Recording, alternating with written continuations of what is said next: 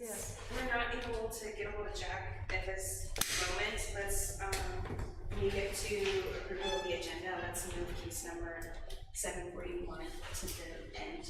Okay. And hopefully we can get him on, because that's the only one where, It's important. yes, we're in trouble with in terms of recusals. Okay. So let's put it after 7:45 before the complimentary. 7:41 comes after. Okay. Let me move it. Sorry to Kyle. That's the first one, isn't it? Yes. Okay. We'll move that one. Let's move it to under item 7. Okay. So right before the complimentary reviews. Got it. And then hopefully Jack will be on by that time. Okay. So you'll want to just mention that in item 2. Yeah. Okay, cool. And then we're good to start. Okay.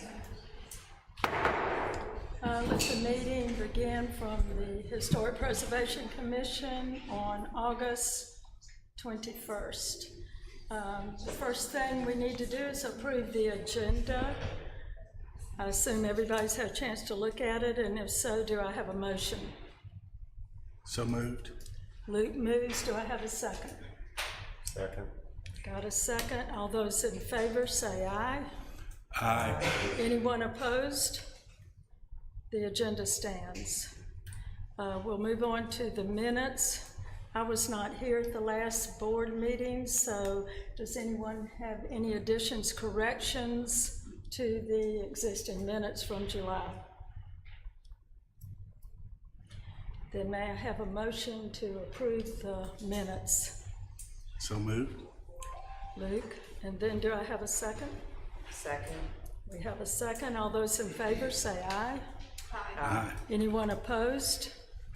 Then the minutes will stand. On the agenda, we are now moving case number 741. Can you do a staff report real quick? Huh? Staff report? Yeah, I'm gonna do that. I just wanted them to know. You talked to me, but I didn't know if they heard. Oh, I see. So I About the just wanted to do it, yeah. Case number 741 is going to be moved down to position 5. So, Kate, if you'd like to go ahead with the administrative approvals. Yeah. So just a quick staff report. We're happy to welcome a new commissioner, Rachel West, today. We had quite a long meeting this morning, getting up to speed on all of the duties of a commissioner and talking about the guidelines, and we went over the cases for today. So Rachel, thank you for offering to serve our community in this way, and we're happy to have you. Yeah, as Diane mentioned, there were 2 administrative approvals that were included with your packet, and so those have already been approved. Do it. Those have already been approved. Yes, they've already been Yes. approved. So we will move on now to 742, case number 742. 743. Oh, excuse me. 740, just for everyone who's in the audience and has a agenda, case number 742 was postponed until Okay. next month's meeting. Yeah. It doesn't show up here. So 743, Russ McNeese for additions and modifications to existing building at 1425 South 10th. Hey, Angie, I'm gonna share my screen and then you go through it. I'll hand it to you. I didn't know they moved that one. It doesn't show up. No.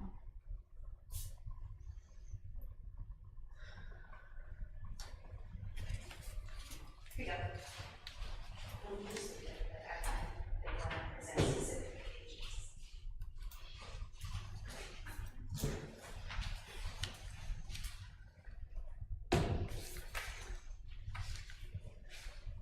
Okay, so many of you commissioners will recognize this house. We had a complimentary review for proposed changes to 1425 South 10th Street in March 21st of 2022. The plans have been changed significantly since that hearing, but you'll recognize the house. The house is described in the Historic Resources Inventory Survey as a 2-story, 3-bay stucco veneered 4-square with Art Moderne influence, built circa 1935. The proposed changes, it was quite a lengthy report because there's a lot of changes proposed. And we listed out the items in groupings along with relevant portions of the design guidelines and staff comment. So I'm just going to take you guys through that quickly. The first few changes are to increase the existing front door height, increase the size of the existing front door surround, increase the size of the front landing, and to install a new round window into the front elevation. Regarding the front door height, the design guidelines state that wherever possible, retain and repair original door and window openings. Staff, I will note that the style of the new door chosen is appropriate for the architectural style of the building. However, increasing the size of that opening does not meet the design guidelines, so staff would recommend a door that fits within the existing opening in a similar style. The existing front door does not appear to be original. The applicant proposes to expand the front landing. The design guidelines recommend that original entrances with their associated components and detailing should be maintained and repaired. The applicant proposes a new round window to be installed on the front elevation of the building. The design guidelines recommend against changing the number, location, size, or glazing pattern of windows through cutting new openings or introducing new window designs that are incompatible with the historic character of the building. The next grouping of items that we covered was to remove the existing shutters, remove and replace existing metal detailing, it was awning supports and metal railings, and to install new awnings, and to add new lanterns. The applicant proposes to remove the existing metal awning supports on the front entry and side porch. The design guidelines recommend against stripping entrances and porches of historic materials such as wood, cast iron, terracotta tile, and brick. I will note that the new awnings that the applicant chose, aside from the question of removing the metal pieces, the new awnings that they chose are appropriate in style.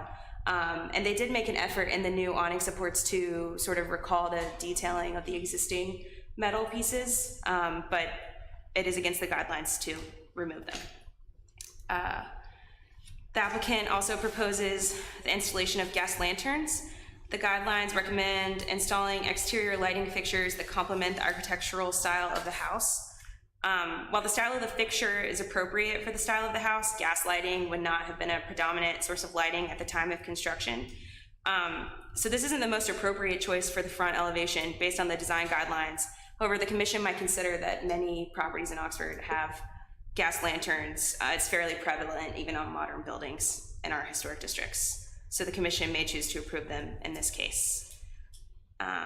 Lastly, in this section, the proposal includes the removal of the existing shutters. The existing shutters are not operable, and I was unable to discern if they're original or not. I wasn't able to find any pictures of the house that show the shutters or don't show the shutters. The design guidelines note that some 20th century historic houses, like colonial revival houses dating from 1920 through about 1950, feature original shutters or blinds that are purely ornamental and were never operable. And that window and door shutters and blinds should be maintained and repaired rather than replaced. So this house does fall into that time period that the design guidelines are talking about, but obviously it's not colonial revival in style. So the shutters, I think, are gonna have to be a decision by the commission. It just wasn't clear whether they were original or not. We're gonna move on to several items that are within the design guidelines and staff is recommending approval of. To replace the basement level doors on the north elevation. There's previously installed garage doors in that location.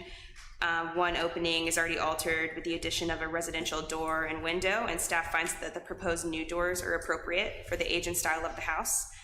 The applicant proposes to replace the existing rear porch with a 2-story porch with iron railings, metal railings, and an outdoor fireplace. The existing wood rear porch is a 1-story with a shed roof, clearly not original to the building based on its material and style.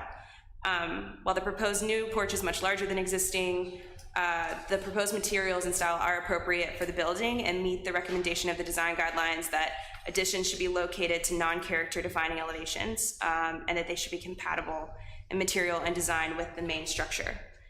So staff is recommending approval of the new rear porch. There's also quite a bit of work proposed to the existing side addition. You can see on that front elevation, we're talking about the 1-story addition on the right side. The applicant proposes removing the existing siding and installing stucco, and to make the front facade of the existing elevation flush with the house. When doing so, currently it's set slightly back, very slightly. And staff finds these changes appropriate. That part of the house, that one-story addition, is not in the best condition, and the changes that they're proposing meet the materials recommendations of the guidelines. The proposal also includes expanding the existing windows on that addition and to install casement windows similar but not identical to those on the existing house, which meets the recommendations of the design guidelines. The applicant also proposes to build a new pool and pool house. And the pool house is 2-story with sort of like playroom type space on the top and a garage on the bottom. And the proposed pool house is complementary in style to the existing house. It features stucco and a shingled roof, and a new awning that's similar to the existing awning and the proposed awning for the renovation. The new pool house meets the recommendations of the design guidelines for outbuildings, which recommend to design new outbuildings to complement rather than detract from historic buildings by following the guidelines for new additions and new construction. And the construction of new outbuildings should not destroy significant landscaping features or the historic setting of the property. So they're fitting this pool house onto the existing lot. They're maintaining their existing drive, and it is set back quite a bit from the main house. So staff finds that the new pool house does meet the recommendations of the design guidelines. So that was a lot of information. In the recommendation section, we note that really the majority of the proposed changes do meet the design guidelines. The new pool, the pool house, all of that, the new rear addition and the changes to the side addition all meet the terms of the design guidelines. However, the changes to the front elevation that I detailed at the beginning of the report, in staff's opinion, don't meet the recommendation of those same guidelines. So staff is recommending denial of the proposed changes to the front elevation of the main house. And this is truly the main house, not including the changes to that side addition. So those are fine. We're speaking only of the front door enlargement, the front door surround, the installation of the new round window, and the removal of the metal awning supports on the front and side. So those are the items that staff's recommending denial of. And staff recommends approval of all of the other proposed changes. So I'm happy to answer any questions you guys have. Russ McNeese is here to represent his project. And yes, do you want to come up and say something, you guys?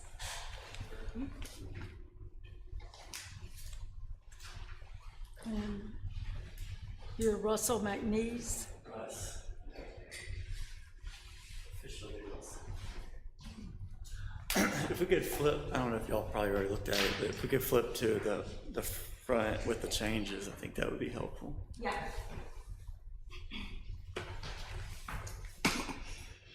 And while we're doing that, I'll say that when we came last time, we had some proposed changes with some wings, and it made it kind of a European look, and some people didn't like that much. And so we took that to heart, and we went and made new plans, actually 2 sets of new plans before we got to this one. And we really like this one. And so much that we put a pool in the back in hopes that maybe we would stay in one this time. All these changes are important to us, I'll say, and I think they complement the house and the style of the house. You can see it's still a Art Deco, streamlined, modern style house. It's still a stucco house, still steel windows. The surround that we added to the door, it only adds to the surround that's already there. I think it's helpful also because it'll help keep weather off of the house. It's pretty much a flat house. Nobody likes metal awnings. My wife would not do with the metal awning to stay on the house. I'll say that. The gas lights there actually are electric. Okay, it looks like a gas flame in the picture. Maybe that's all. In the spec sheet, yeah. It's But that's great if they're electric. They are electric. So Yeah. I do see on the plans, it does say electric lantern. Yeah. there was a spec sheet later in the packet. I guess that's all they had on their Gas. website. Yeah. Great, okay. I think the round window complements, there's a big blank space in the middle that needed something, and it goes with the pool house that's added. And the shutters, they really don't fit the style of the house at all. We would like to remove those. So, any questions, I'd be happy to address them as well. So if you remove the shutters, are you replacing them? No. Okay.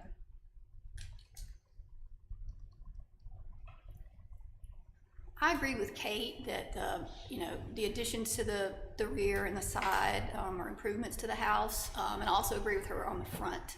I do not think that the surround is appropriate for this style of house, the round window.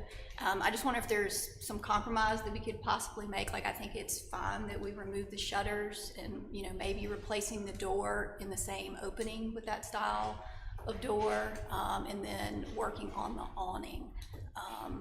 I just think, you know, these old concrete houses that were built around the same time in Oxford, they have a certain look to it, and we're applying things that wouldn't necessarily be there. If you look at the concrete houses, one is Spanish colonial, one is Dutch, and one is Art Deco. And so then you have this one, so they're all different. Yeah, I understand. I just feel like that we are applying things that wouldn't necessarily be there. I think you would see a round window on an Art Deco house, wouldn't you? Possibly, but there, you don't see a round window on this house. We're adding to it, so that's just my opinion. Someone might have a different one. Yeah, that was my thought. You know, the shutters, you could argue that that house could have been built without the shutters, but it did have the shutters, but we can't say how far back the shutters actually go, so were they added on or not. And, you know, when I drive past the house, I recognize the house because of the house, but the shutters, Because they have the moons. they'll have moons in them. one way or the other, they add to the house, and I guess it's a matter of opinion as to I'm happy to save them in the attic. I'm not happy to have them on the house, I'll say that. I mean, Kate, is it something we could approve this with the understanding that you would work with them on the front? As I said, I just feel like there's some compromises that could be made about the shutters, or is that something that they would need to come back for? I don't know if I would feel comfortable Okay. working on it on the staff level, just because, like, in terms of the metal awning supports, I think the awning, the canvas awning that they've chosen is appropriate Yeah. for the house. Well, that's what I was It's- saying. I was just yeah. wondering if you know, if we said, you know, removing the shutters is fine, but you know, what if the door stayed the same size, but it's the same style door in here? Yeah. The lanterns are fine, they're electric, but the surround is not, you know, but the awning is. You know, I feel like we're kind of like, I would be happy to leave the door the same height. yeah. if But you know, like if no that round, is I'm just, what as it I said, I'm takes. just wondering, is it too much, or should we ask for them to come back? I see, like, is it too much to specify? Right. You just want to be very specific in a motion Right. about what is approvable, or what the commission is approving and what they're not. Yeah. So it's like, I think you're really voting on, it sounds like you're okay with leaving the door at the same height. If we do the rest, sure. Uh-huh. So it's like you're voting basically on the doors around, the Or- height of the door, the shutters, and the metal railings, right? I'm not sure. I'm willing to leave the door the same height if we do the rest of the things. Okay. So I think maybe there's more discussion by the commission, and then you either decide if they want to approve it or not. Or maybe they approve the side and rear changes, and you come back with the front, if they're not. I don't feel comfortable approving it as is. As I said, I don't feel like I'm making a lot of concessions. And maybe no one else has, you know, the same issues I do, but I'm just worried about that applied surround, and that round window. I mean, those are. So tell me, the shutters, you want those down, right? Yes, And you're willing to keep the door the same height? sure. And what are you thinking about with the round window? Well, last time we came, I thought everybody was on board with the round window. So I'm surprised to hear that. I wasn't at that meeting, so. I apologize, but I wasn't. I think it needs something there, and I think a round window looks good, and it goes with the pool house that we've drawn with the same thing. And it's in keeping with the style era of the house. So what if we do this? What if we take this section by section and go ahead and approve the things that we feel like are a no-brainer? And then we come back to this and give it another look. Would that be something we could do right now? Go ahead and just go down the things like the pool and the basement doors and that kind of thing, get those off the table, and then come back and address this without having everything else around us. Yeah, you wouldn't want to do separate votes, but what I can do is read out those sections that I just went through in And the we report, can- and you can discuss. Yes, Does that work for everybody? I think that'd be a less cluttered way to do Yeah, it. so I'll leave the front stuff for now. Yeah. We'll come back to that. Yes, Okay, so replace the basement level doors on the north elevation. does anybody have a problem with that? Okay. Replace existing rear porch with the 2-story porch and outdoor fireplace. Everybody on board? Okay, Remove exterior siding on the existing addition and replace with stucco. Alter existing windows in the renovated addition. any problems? Okay, Okay. Build new pool and pool house. I think everybody's for that in this weather. Sorry, I'm looking for the site plan. It must be ahead of the plans. I was shocked at the backyard, how big it was. It's a double wide lot. I wasn't expecting that. Put 2 houses on it. At least a pool house. You didn't put a pool house on it, put 2 houses on it. Okay, so any discussion on the pool and pool house? Yeah, no one had a problem. Okay, so that leaves us with increase the existing front door height, increase the size of the existing front door surround, increase the size of the front landing, install a new round window into the front elevation, remove the existing shutters, and remove the existing metal awning supports. Okay, why don't we see how people feel about the shutters and the awnings?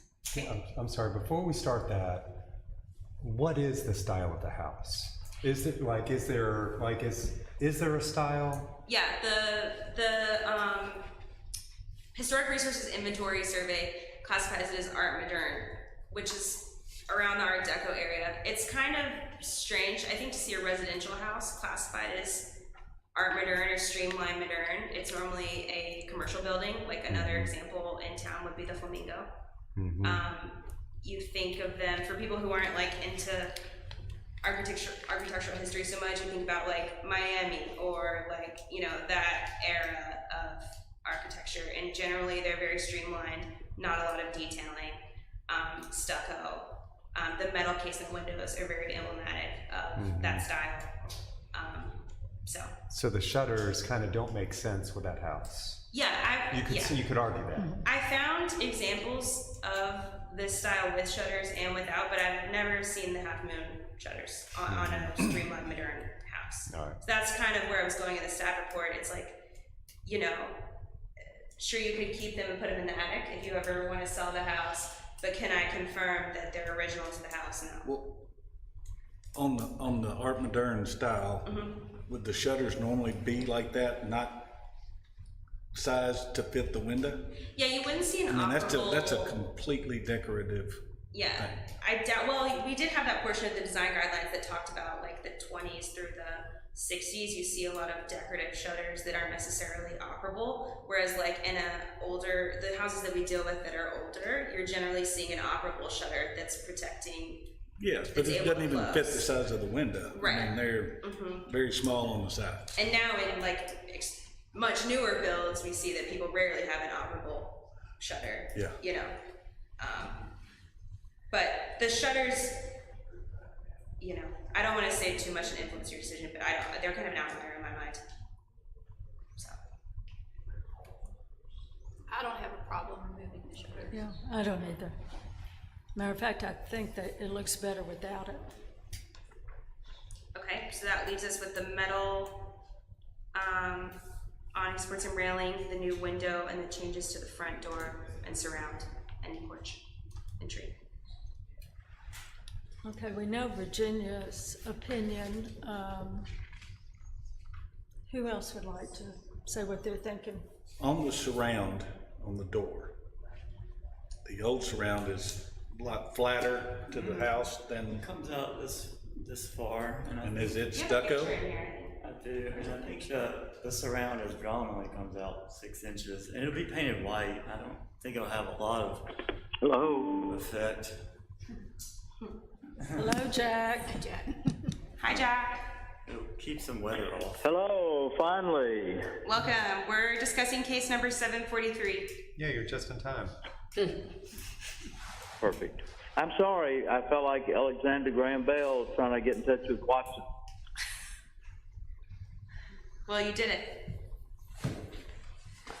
Okay, so that's a picture of the front. There's a closer one. This one. I wasn't able to zoom out on it too much. Yeah. So it just goes around like that, and we would expand it in another, Well, if we're keeping, like a back if we bay. talked about keeping the door the same size, the surround would remain the same. We wouldn't do anything to it, right? Well, I would want to continue add to it some to shield the weather some more and fit the lights and the awning into it as it is drawn. Well, it's The gonna look, scale- it's gonna the look, scale would- yeah, it's gonna look a scale little would different, change. yeah. Can you zoom back out? I'm trying. Does that help? Or would you like to Yeah, see the but whole front I'd like to facade? see like how tall the awning is.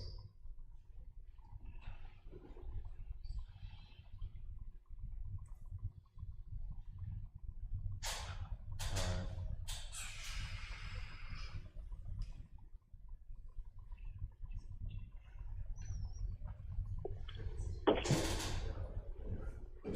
It gives enough protection from weather. And I guess you could also argue that the metal, like if that's a Art Deco Moderna house, the decorative railing like may not even, it's possible that isn't natural, original to the house either. I also went down that rabbit hole.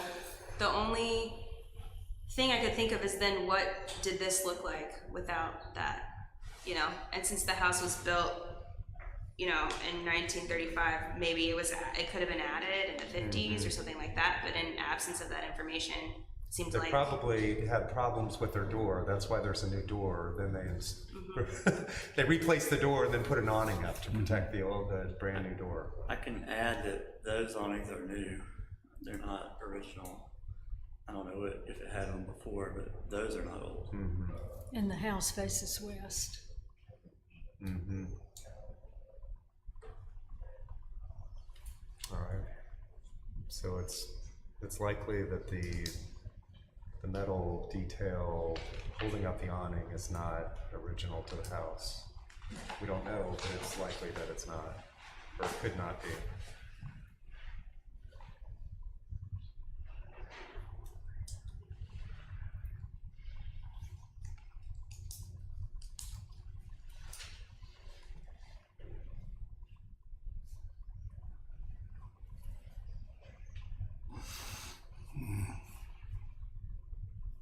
Did we discuss the brick on top of the chimneys yet?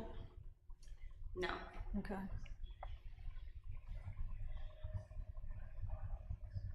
So if the metal awning was removed at the front entry, are you just gonna leave it blank? Would you, There's a canvas awning with the Venetian spears, Here we go. kind of like that. okay, The awnings now have spear tops, so trying to, so the canvas would be at the front door. right, and the side. the balcony. Canvas style? It's a canvas awning with Like metal that. spears, like. Oh, I mean, the material is canvas? or- Right. Yeah.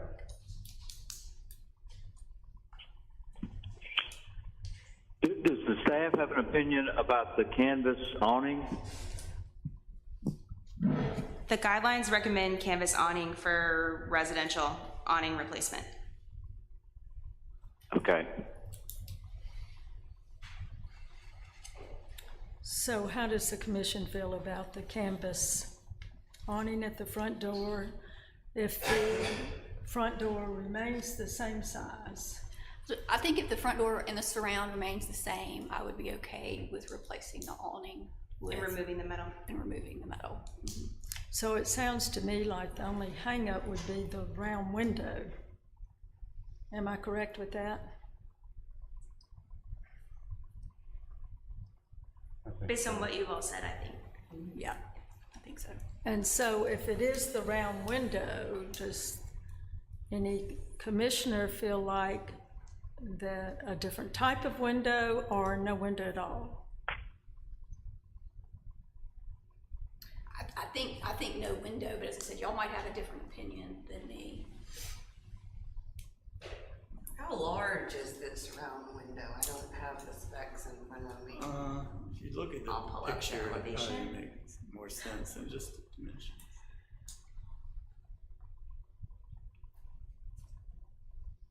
Sorry, now that makes everyone dizzy to go that fast.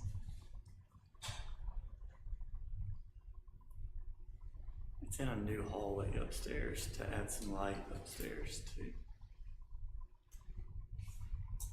Yeah, it illuminates the staircase. Well, the staircase still goes there, but it comes back around. Oh, the upstairs landing does. Kate, how would you feel if the window was not round, but something comparable to what's already up there? I mean, the guidelines recommend against putting new windows into a primary elevation. But do I think that a steel rectangular casement window could be considered more appropriate than a round window? Sure, but it's still against the guidelines, so. Okay. But it would affect the pool house design too, because they kind of go together, so that would mess up a lot. Does anybody else want to add anything? Jack, are you up to speed? As best as I can. I would ask the architect, when you designed the whole house, as you just said, as it relates to this window under discussion, were you aware that the guidelines were negative about adding a new window to the front facade of a house? Well, I'm not the architect, but since I'm at the mic, we were aware of the guidelines, but we came to a complimentary review, and my impression was that the round window was a favorable change to what that we had presented the first time, so we kept it.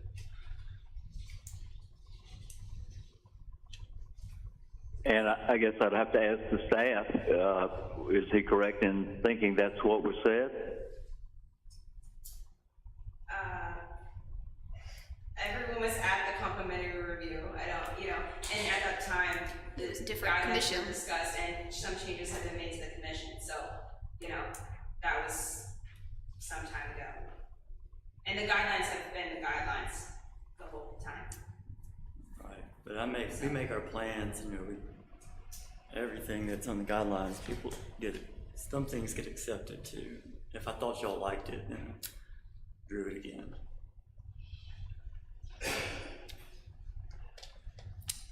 Okay. Thank you. So, I guess we need to decide, Should we make a motion to approve, with the exception of the round window, the door surround and the change in the door height? Is that everybody on the same page with that? except I thought we agreed on the door height. With the exception of the door height, that's With the what, exception of, yeah. yes, ma'am. So it'd be the round window, the surround, and the door height. Would stay. That would stay. Yeah, and the only thing that we would like to hear back from them would be the round window. Well, I think right now we wouldn't allow it, and I guess if they wanted to come back, Especially with the pool house design, if you wanted to change the window in the pool house, you are welcome to propose that, and it probably could be approved on a staff level if it's in keeping with the main house, since it's a new design. So basically, you're getting everything you want but a round window. Well, Well, Virginia, are you making that motion?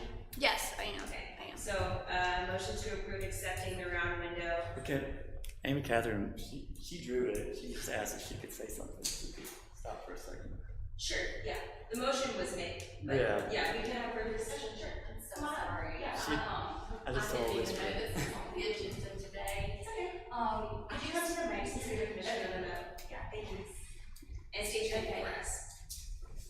Hi, I'm Amy Catherine Wilson, and I'm a residential designer. And I have helped them with several different designs for this house. And I think where we have had a hard time from the beginning is it wasn't strong towards a particular style of architecture. And so the first time when we came and we decided, we kind of thought it leaned more towards Spanish Revival, because the Art Moderne normally has a flat roof. It's an asymmetrical design. And this one was more symmetrical. And so one of the characteristics of this style house is a porthole window.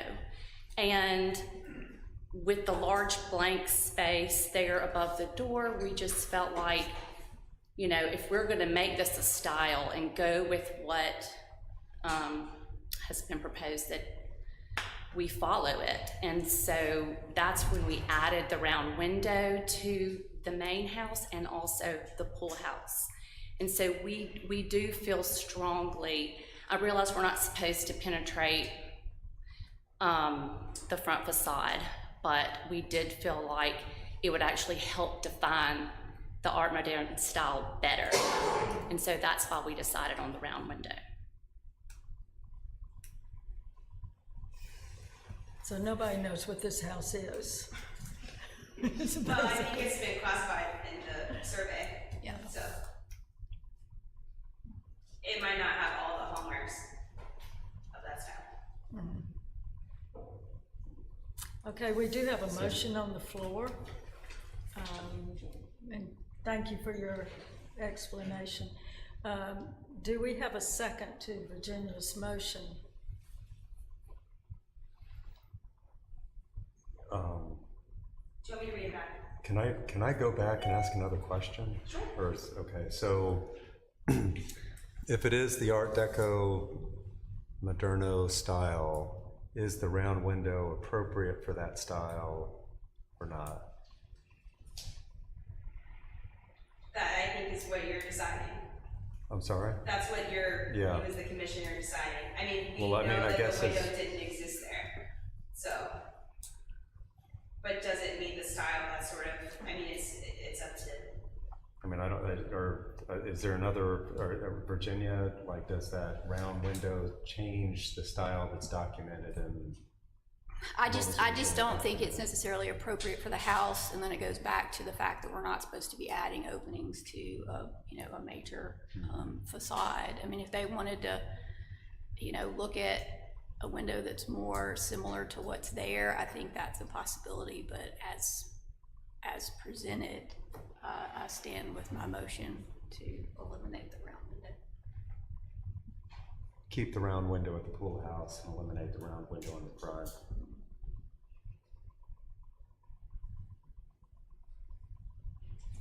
I do think it needs something in that big space, though. It looks kind of blank without something there. But we do have a motion. So do I have a second to that motion? Or is it something you would like to change to your motion? I'm sorry, the motion is to approve everything on the But the front window. house, but the window and the door height. The door height and the surround, correct? The door height stays the way it is, the door height does not increase, and then the window is not approved, that's, And the door surround is not and the door surround, is what the motion is. Right, correct. okay.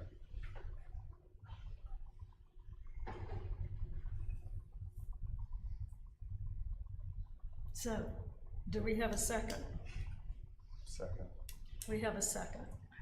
All those in favor of Virginia's motion, which includes everything but the round window,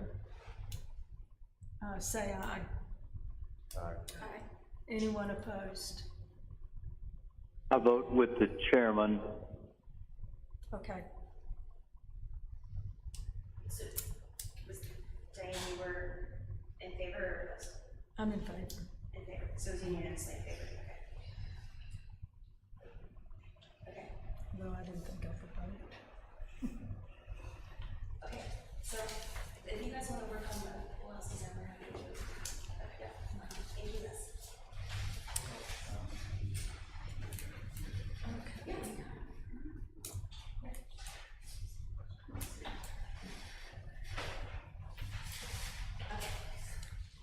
So now it's public hearing 7:41.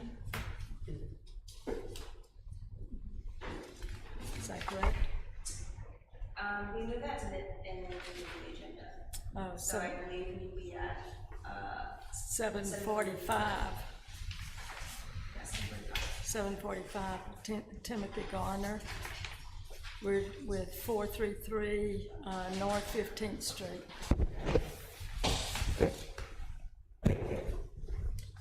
I'm sorry, let me just find the case.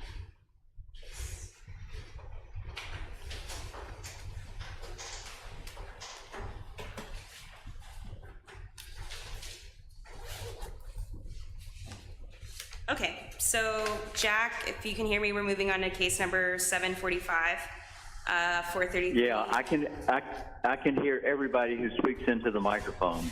Great, okay, so that's 433 North 15th Street. You'll recall that a couple months ago, or maybe around 6 months ago, there was a hearing for a one-story addition for a property on Adams that's on an L-shaped lot, and that house shares a lot with this house. So when we're done presenting the report, I'll pull up the site plan and you can see both properties on this lot. The applicant seeks approval for several changes to the site, including changes to the main contributing structure and to demolish the existing outbuilding. The house is described in the Historic Resources Inventory Survey as circa 1925, one-story frame, craftsman cottage. Windows are craftsman 3/3, double-hung wood sashes. The entrance is centered below a gable hood with cornice returns, and the entry is a one-light 3-panel wood door. The garage building is listed as a one-story, one-bay frame building, and it's listed as non-contributing. So I took you guys through the proposed changes to the main house first in your report, and then onto the demolition of the existing outbuilding. So we'll go through that really quick. The proposed changes to the main contributing structure include a new addition to add a rear covered porch, to add an attached carport, to remove the existing roof and raise the height and pitch of the roof, and to expand the existing front porch, and to add a brick skirt to the existing CMU foundation. The guidelines for new additions to historic structures, I listed that they can be found on page 52 to 59 of the guidelines. A new addition to a historic building is considered to be successful if it preserves significant historic materials and features, preserves the historic character, and protects the historic significance by making a visual distinction between what is old and what is new. The COA meets many of those guidelines but conflicts with others. The proposed material for the new addition and the design of the proposed carport are acceptable and meet the recommendations of the guidelines. And the premise of adding on to the rear and side is also acceptable. The materials and style and the proposed window and door openings meet the recommendations of the guidelines that new additions should replicate the scale and rhythm of features of the existing historic building, and that using similar height lines to make door and window openings retain the general size and rhythm of the openings of the historic building is appropriate. The proposed expansion of the front entry and the proposal to raise the main roof line do not meet the recommendations of the design guidelines. I included several excerpts from those guidelines relevant to those portions of the request in your report. That new additions should be reversible without significant damage to the historic building. That additions should be clearly identifiable as such. Not recommended attaching a new addition so that the character defining features of the historic building are obscured, damaged, or destroyed. The guidelines also recommend that original entrances with their associated components and detailing should be maintained and repaired. Replacing original doors or other features lessens the historic value of the building. And then finally, regarding the entrance, if original entrance features are too deteriorated to repair, they should be replaced to match the original as closely as possible. If the existing entrance has been altered and the owner desires to restore it, the missing features should be based both on historical evidence and the architectural style of the building. Avoid installing architectural features that are incompatible with the age and style of the house. So that covers the proposed additions and changes to the property. You'll also have to consider, and you guys will vote separately on the demolition of the outbuilding, as we normally do with demolition. I included the relevant section of the ordinance, which we always consider for any demolition on a historic property in the historic district, that when considering the demolition of a landmark or resource within a residentially zoned district, the commission must consider the following. The commission shall consider the individual architectural, cultural, and/or historical significance of the resource. The commission shall consider the importance or contribution of the resource to the architectural character of the district. The commission shall consider the importance or contribution of the resource to neighboring property values. And the commission shall consider the difficulty or impossibility to reproducing such a resource because of its texture, design, material, or detail. The outbuilding has been altered, particularly with the installation. I'll pull up the picture of the outbuilding when I get down from here. The building has been altered, particularly with the installation of the front door and landing, and it's listed as non-contributing on the Historic Resources Survey for the property. And in staff's opinion, when considering the criteria, staff finds it okay that the outbuilding is going to be demolished. So the staff recommendation, should the commission find the demolition of the outbuilding appropriate, staff recommends approval of the demolition so the applicant can ready the site for the upcoming renovation project. Staff recommends denial of the changes to the main house as proposed and recommends that the applicant redesign the project to maintain the original roof line and the original porch and entry of the contributing structure. So that was a lot of words for you guys to hear, but essentially the premise of adding a rear and side addition to this property and meet the guidelines is very doable. Staff can recommend that this project move forward mainly because of the alterations to the original roof line. So that would require that the project's changed to allow for the original roof line to remain for it to meet the guidelines. So I'm happy to answer any questions that you guys have of staff, and Dave Van Landingham is here on behalf of the applicant, if you guys have questions for him. I'll pull up the plans. Dave, you want to say anything?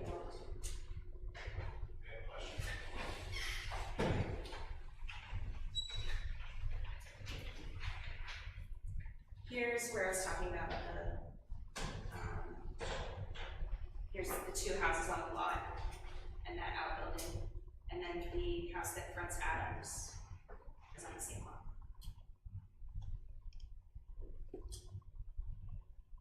So it's one lot with two houses sharing the lot? Not super relevant to the request in front of us other than lot coverage, but it's interesting. It's not something we see a lot. Do they have the same owner?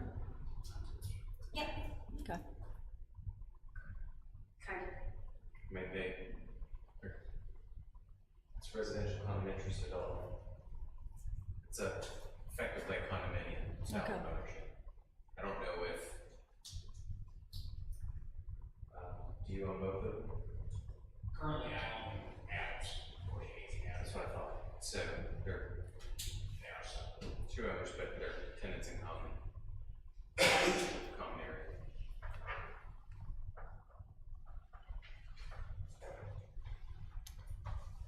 So the changes to the main structure are the rear porch and to attach a carport and to remove the existing roof and raise the height and pitch Right. and to expand the existing front porch and to add a brick skirt to the existing. Okay. So here's the existing elevation. Currently, the front elevation. And then here's the proposed elevation with the new porch and the raised roof line.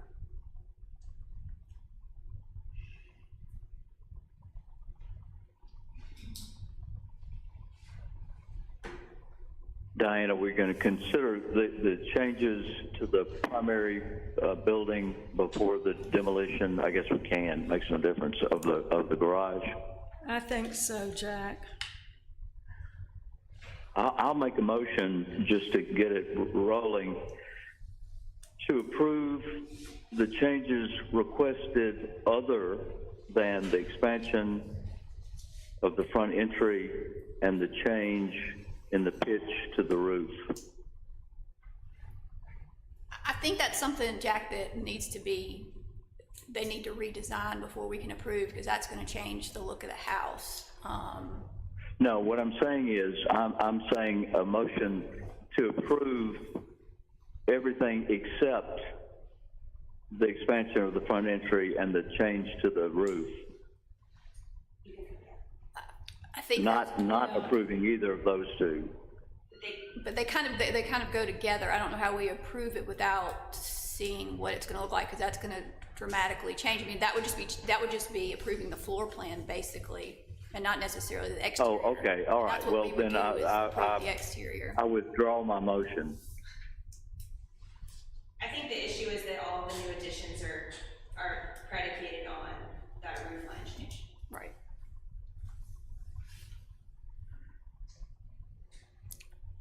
I didn't realize that, so Yeah. I do withdraw that motion. I mean, my issue is it's a contributing structure and it looks nothing like it did before. I don't have a problem Okay. with the side or the rear addition, but the roof pitch and the new front porch, you might as well be building a new house. So I don't think we're maintaining the contributing structure at all.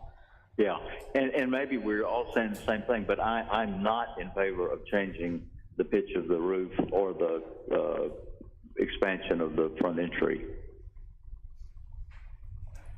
So do we have any other feelings about the exterior of the house from any other commissioner?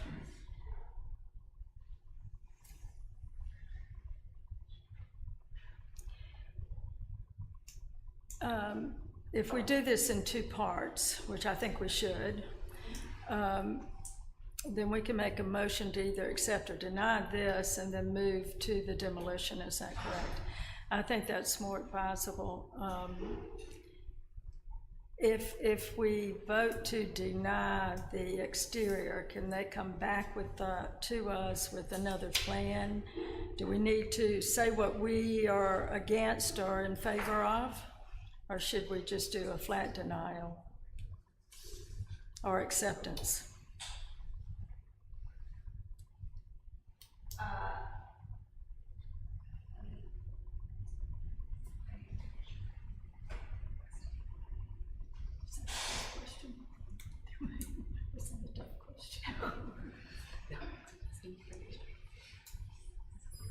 Situation may come up. It's not. Go for it. All roll things. Would you state your name for us, please? Dave Van Lanagan, 6'1", 230. So basically, what we're doing here is we're taking an eyesore and trying to clean it up. The reason we had to add to the roof height was because we're adding basically a bonus room, second floor to the house to get the square footage we need. It's a small lot, small house.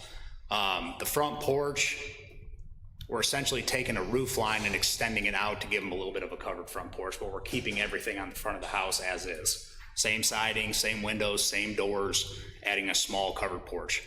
The addition on the back of it, you'll never see. So it's just adding the square footage in the back. We're adding a living room, a bigger kitchen, a new master suite. So the reason for the height in the roof, which will look exactly the same, it'll just be taller. We're gonna extend the old fireplace, same brick. And I don't know if you have any finished pictures of 1418 Adams. We probably don't have that. But the way that we renovate these homes is to look like we didn't touch it. And I think I did a good job on Adams, and we're gonna do the same thing on this one. Same siding, I already have access to the same siding, same window material, same color shingles. So, and then as far as the brick skirt goes, we can get a reclaimed brick, which has been approved on houses all around this house. So as far as overall looks, it's gonna really clean up an eyesore and, you know, be better for us on that lot. Otherwise, it's gonna sit as is for God knows how long.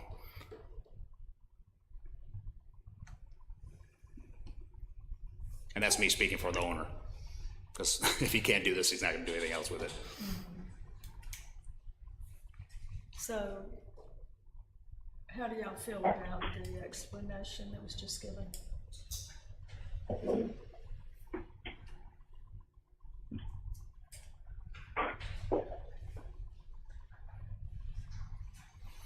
Virginia, do you have anything to add? No, I think I was pretty clear. I'm not voting on it as is. Okay. Rachel? You have- Is there a reason that you haven't kept the height of the roof the same and added up like behind and higher? That completely changes the front elevation of the home more so than extending the ridge in the main roof line. You'd basically have a second story where we'd have to add siding, potentially a window, and there was no way. I think we brought that. Did he bring that to you, Kate? He didn't? This is the only one you've seen? Okay. I know he had sent me something where we were showing just a small half gable. It just didn't look right. So that's probably why I never even sent it to you. So these plans are subject to us tearing the outbuilding down as well. If these get approved, we'll take the building down, which it needs to be done. Yeah, I believe the commission will vote on this.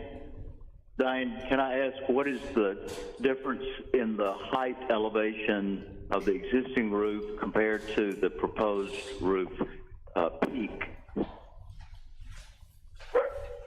We're working on that, Jack. It's 5 or 6 feet, right? 5 feet. Try to find that now. 5 feet. I think it's I can't imagine it exceeds 6 feet. The existing is 18 feet 8 inches.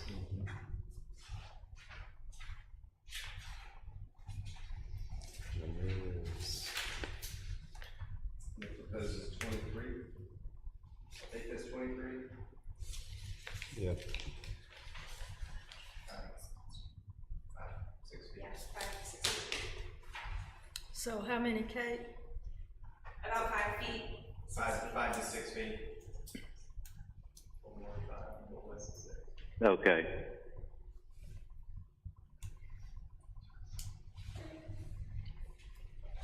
Does that make a difference to anybody? It's not much.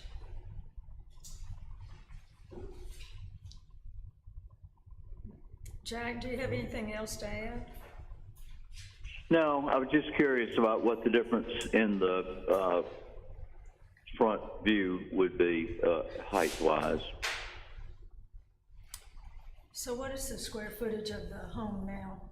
It's right at 1,300 square feet, And with the bonus room above and the expansion, what would it be? 2,500 roughly. so upstairs there's a bedroom and a bathroom.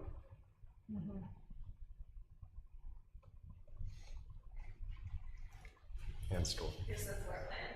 So the front elevation, except for the modification of a porch, shouldn't look any different, is that correct or not? And the, raising the roof. Raising the Yeah. roof. Yeah. And 5 feet up, is that correct? That's correct.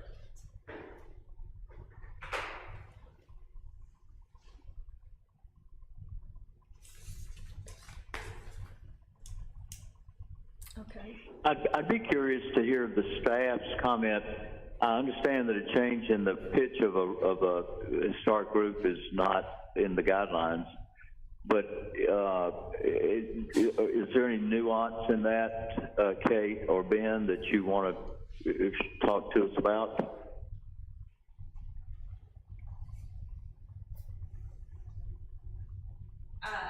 I think the guidelines are pretty clear. The new addition should be able to be read as new when you're looking at the building. So when you're talking about removing the roof, you're essentially removing the whole roof of the contributing resource and raising it. So I don't believe that you'll then be able to read the original house as it was. But I would just point out. I mean, you're just saying that it would change the character of the style of the house? I don't believe it would change the style of the house, but it's an addition that you're unable to distinguish from the original building.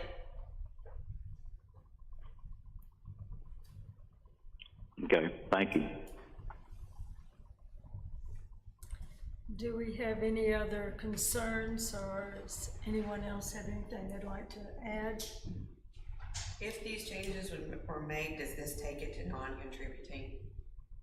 We would have to resurvey. I believe so, but I mean, that wouldn't change until we did a resurvey in 20 years. And are there any other homes around this area that are of this roof height, as you may know? Next door. Yeah, the building that, and you did do a great No, job. no, not the one that I did. The Oh, yeah. to the left.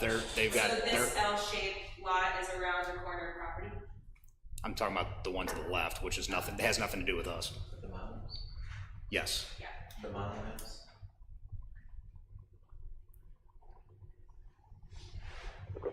I'd have to go over there with a tape measure, but I know the roof line's a little taller than this one. Can you put back the picture of the existing home right now, please?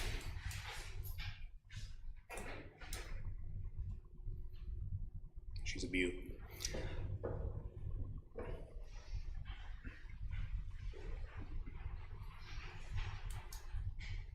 So essentially, it's going to look like that, a little bit more roof, higher gable over the triple window with a small front porch, which the front porch is already there, it's just not covered. So we're taking those gables, bringing them out, keeping everything else existing, and Ty can handle the paint color. Okay. Does anybody want to add anything? But I think you could accomplish the same thing and, still have a house that's twice the size of what's there if you put the second floor in the addition and not on the front, and then that way you could maintain the existing roof height of the front. We've exceeded lot coverage with these additions as is, that's why we had to go up. Well, you could go up on the addition and not the existing house. That's also gonna change the look from the front, because you're gonna see a gable, or you're gonna see a hip roof, or you're gonna see something from the front that's gonna basically accomplish the same thing. It would depend on how far it's set back Yeah. on the new addition. You know? Like almost like a connector, one story, like is recommended in the guidelines, and then you come up. Like a camel's back. If you had 5 feet to the existing structure, regardless of how far you set it back, you're still gonna see it, is all I'm saying. Well, that's your opinion, and I respect that, but I think, there are ways to accomplish this addition with maintaining the front of the existing structure. Or we can look at it like this. If you get the addition that you want, but not in the place you want, but your owner gets what he's looking for, it's just in a different place, you're stating your concern is more about how it's going to look from the front, but if the guidelines cover that and allow it, and you're still getting your addition what would you think about that? I mean, it's a complete redesign, because there's just no way, to put it over the living room, where we're at right now. I think it's, if I'm not mistaken, this second floor is going over the, yeah, it's going over the master suite addition. So there's not a whole lot over that particular part. I mean, can he redesign the roof a little bit? Yes, but I don't think anything's gonna be conforming, because it's gonna change the front view regardless if we had a second floor. Okay, I think this was the most attractive and what Ty's assumption of what fit within the guidelines looks like. Yeah, and we understand that, and that it does appear to be more attractive, but the guidelines say that that's not something that we should follow.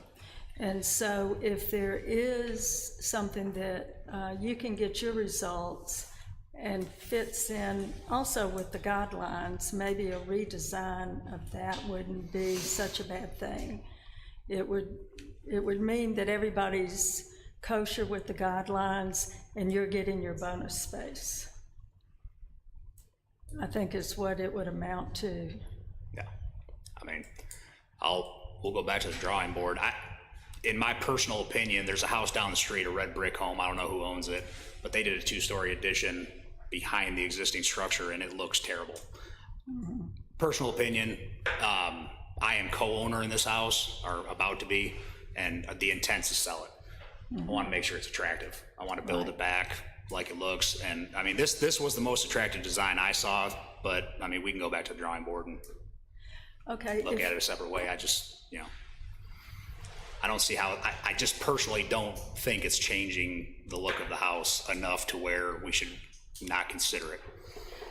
And we, as a commission, are considering that, Yeah. but we still have to go by the guidelines that the Board of Aldermen give us. So with that being said, do we have a motion concerning the front part of the house and the addition?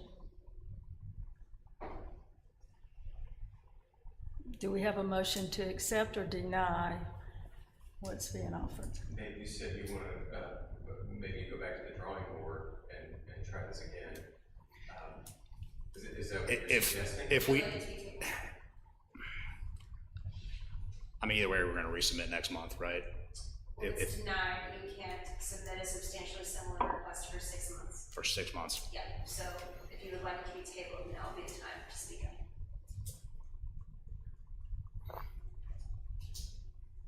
Stable. Kate might have said this and I didn't hear her. Can we not table this so he can bring it back more quickly than 6 months?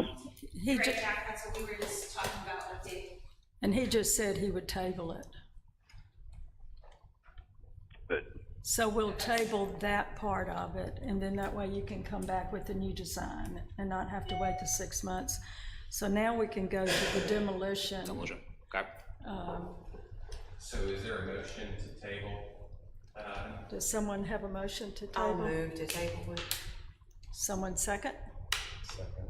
We have a Second. motion and a second to postpone. All in favor, say aye. Aye. Anyone opposed? Aye. Okay, So then you'll consider the demolition of the new construction plans. exactly. next meeting. We'll go to the demolition of it now. You'll do that with the plans at the next meeting. Didn't you say that those were together?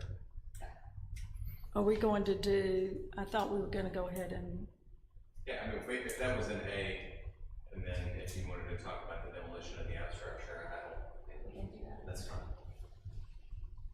so we could go ahead and discuss the demolition of the outbuilding. Do we have a picture of the outbuilding? There was not one submitted. I can pull it up on, Google Maps. Google Maps.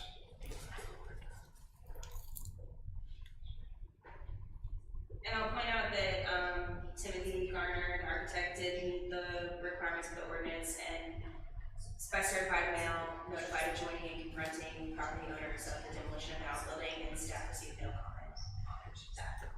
So there's no one in the audience that is opposed or would like to support this then? Okay. So do you want to talk to us about the outbuilding?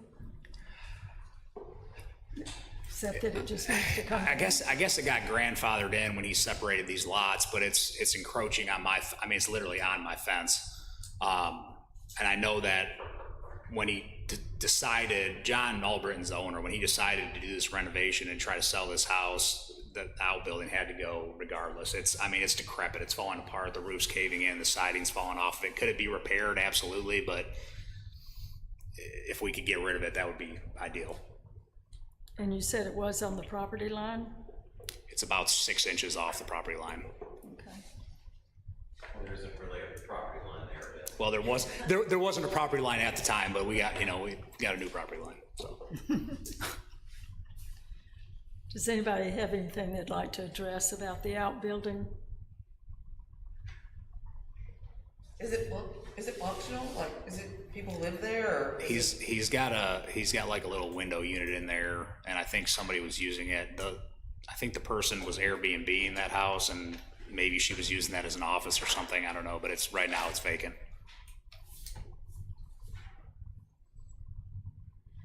Okay.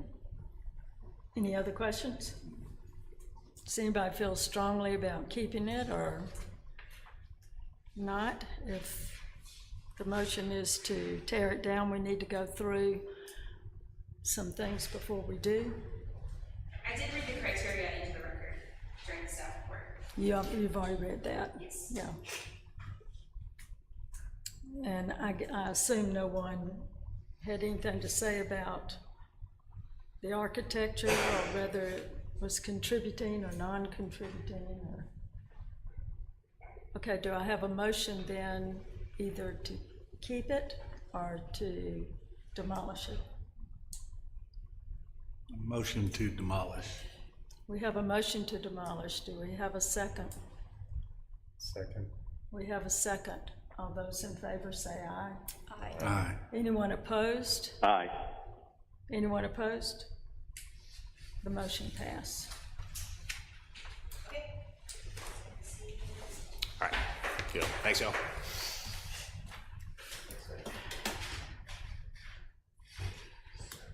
Okay, Kate, We'll move on back to the first case number 741. I need to recuse myself.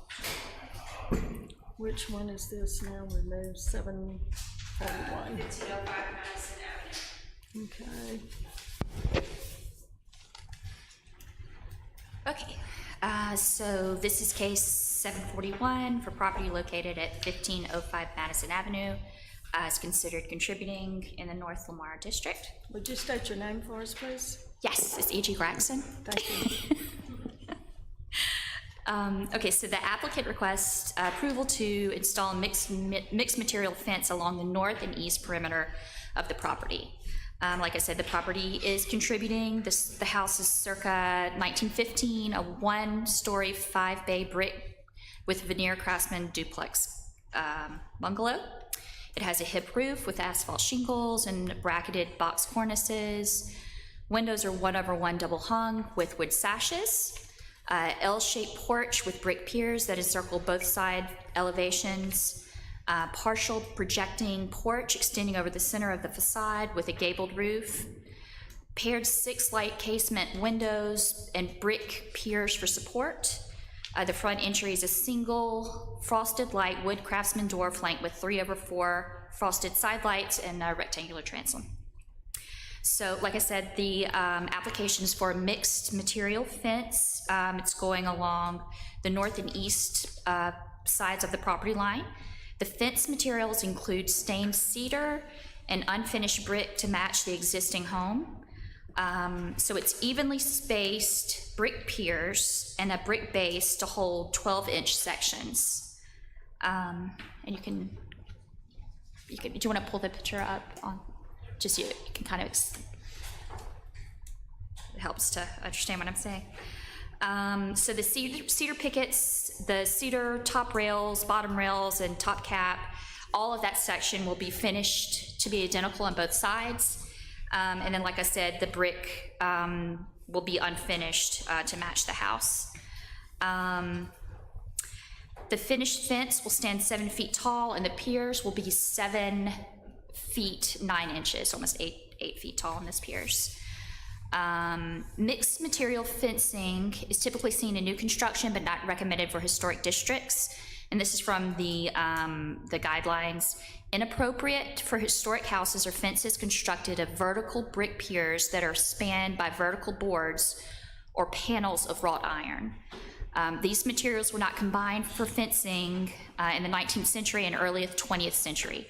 Fences with this design are more appropriate for modern subdivisions. So because of that portion of the guidelines, staff recommends that the proposed fence is not consistent with the recommendations of the guidelines. And so we recommend denial of the request. Should the commission choose to approve the COA, the fence does meet requirements of the Land Development Code. It's the appropriate height and setback correctly from the house. Okay.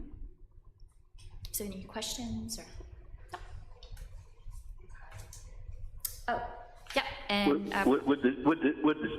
Just for the for information, would the staff describe what is appropriate for a house of this period, a fence? So you would see, in historic districts, you would see wrought iron fences. That's pretty typical, and also picket fences as well.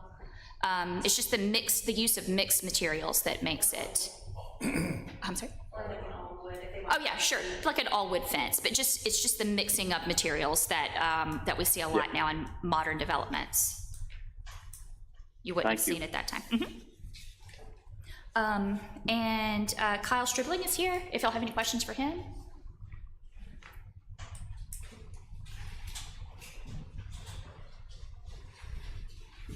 Hi, I'm Kyle Stribling with Howarth and Associates Architects. I don't really have anything to add beyond what was stated. If you have any questions or concerns, I'll be happy to address them. Is there a design reason why you have mixed materials for the fence? Yeah, I mean, if you go to the view of the front porch, kind of, if you go to the front porch, we have a sort of a wraparound porch. So this rhythm of, if you zoom in, the rhythm of sort of brick column with a brick base down at the bottom, and then you have the void in between. That rhythm on this Craftsman house, we sort of felt like that would sort of complement the house on the north and the east side. And we just kind of wanted to look sort of a lighter footprint around the house too, which is why we went with wood and the inside panels and stuff.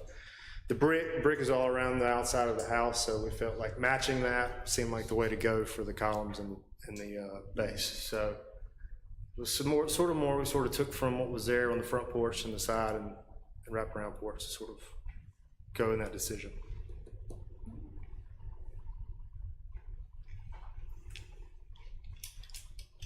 Does anybody have anything they'd like to say concerning the fence or the style or the materials?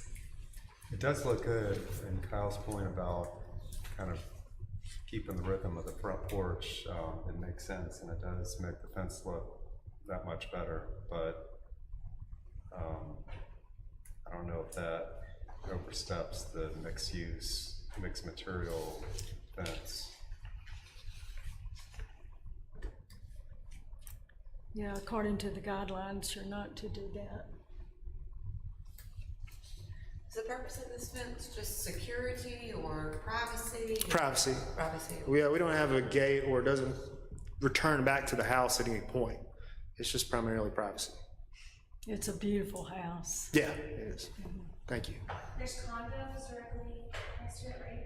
Yeah, to the east there's one-story apartments. And then to the north is the backyard of a 1.5-story house. And so where the fence is going to be, how much of the fence is going to be seen from the road? On the north side, pretty much none. But you will, if you're going down Madison, you will see it on the east property line. We don't come further than the front of the house, so you will see along the property line separating the property to the east.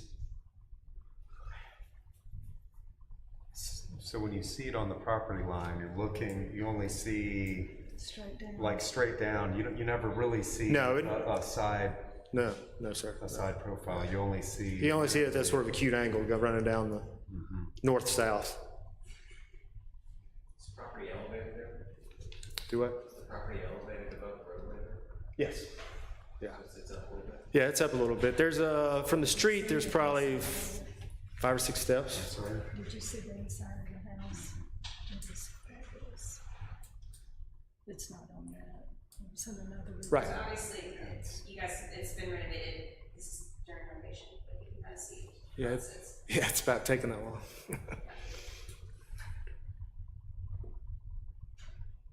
Yeah, so if you look at the corner of the brick column right there, it lines right to the directly east of that. And it'll continue north. Where is it in relation to that tree on the right? Let's see.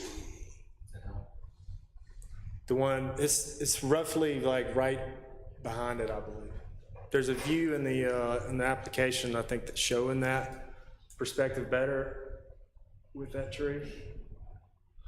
Okay. Yeah.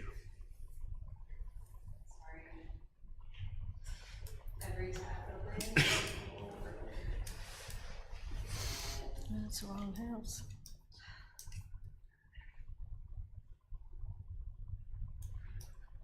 Yeah, sort of those. Yeah, right there, zoom in. So it's a little, yeah, it'll stop before that tree, you see?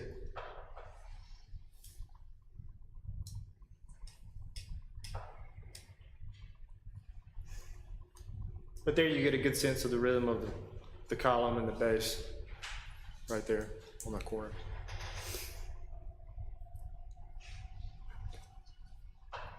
So I guess there's not gonna be any vines or anything growing? Not at this time, no, yeah.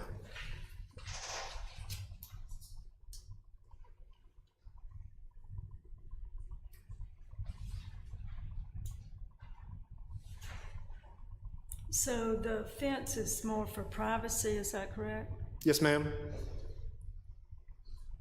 Would shrubbery kind of help your issue instead of a fence? I guess it could, but, you know, there's shrubbery there, but they felt like permanent sort of solution was best. Does anybody have anything they'd like to ask? And I think it was asked earlier, what kind of fence would be appropriate that would be allowed if somebody came back with a different design? All wood? Yeah, we could administratively approve a fully wood fence. And Kyle and I talked about that. They just wanted to, this is what the applicant desired, so they can come to the commission with. Or it could be all brick. Yeah. It could be all brick or all wood. Yeah, all brick would probably come back before the commission, just because it's not a recommended fence material in the design guidelines. And we see that much more rarely. But it would solve the conflict with the guidelines about mixed material. And with the house being all brick, we just felt like that was the natural way to go. To have that little accent with the column and the base.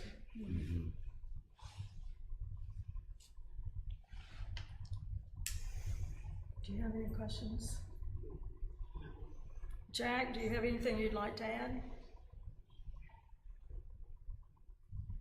Jack's probably eating a lobster right now. He's in Maine. No, I'm sorry, I had it on mute. No, I don't have anything to add other than this is the tough call. I think you're right. Or if the fence was all wood and where the brick is, you know, you could have larger posts that kind of size the same as the brick.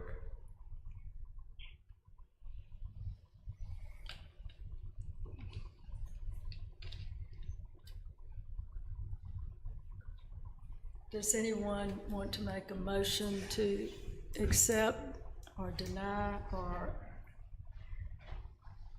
is there any other material you would consider just one source of material for the fence?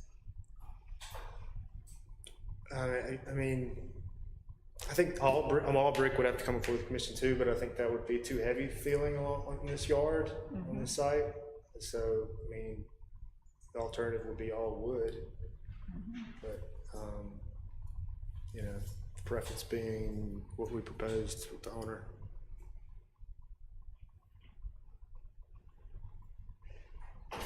Any other discussion? I don't think anybody feels strongly one way or the other. Well, somebody's gotta make a motion. Have we, as a commission, ever approved a mixed material fence on a house of this age? Yes. Yes. We talked about this morning. It has been done. At Shaw House, I saw, there's two different materials. There's an iron and a brick and a wood. Yes, and this exact same, well, we presented the same details in the staff report and a discussion was had much like this. I think the difference there was that was all new construction, Right. you know, so it's a little bit different. I can think of, I knew it as the Heisman House, right there at the corner of Price and North Lamar. There's a mixed material there, but that was also new construction. You know, Amandale right next door, it does have a mixed material. And the house next door. Right, that's a high house. Oh, okay. I don't know that I can think of too many more than that. It's not to say that there aren't, we were talking about it this morning, I couldn't think. To me, the biggest part of it is it's not out flat in the public. I mean, it's hidden on the side yard. And it's doing a job as privacy. And it fits more to the house than an all wood fence would to me. I'll make a motion to approve it. Do I have a second? Second. We have a second. Everyone in favor say aye. Aye. Opposed? Nay? Nay. You're opposed. We have one nay. So the motion carries 3-2. The motion carries. Thank y'all.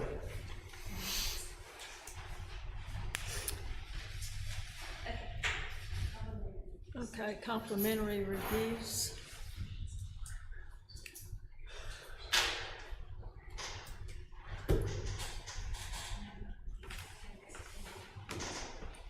Which are where?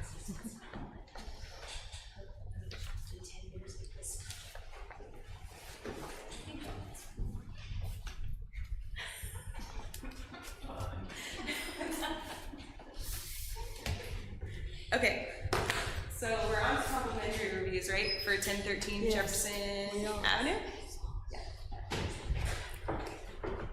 Okay, per usual, the staff report for this complimentary review is fairly short. Staff doesn't take a position on complimentary reviews. I'll pull it up when I get back to my desk, but the property in question is 1013 Jefferson Avenue. It's in the North Lamar Historic District. It's in the vacant lot next to Oxford Floral, is the lot that we're talking about here. The applicant seeks feedback on the proposed design for a new 3-story building on the existing vacant site. If you've been on the commission a long time, you've probably seen some iterations of plans for this lot. The current proposal features a 3-story building with a commercial ground floor and 2 floors of condos above. So the design guidelines for new construction would be the most relevant here. And I'll let Stuart Poval, who is the architect for the applicant, take you guys through the plans.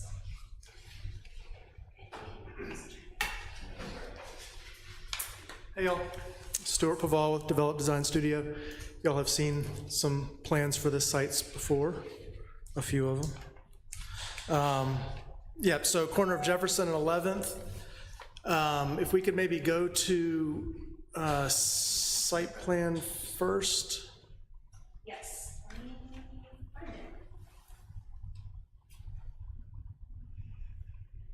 Sorry, we have a lot of cases.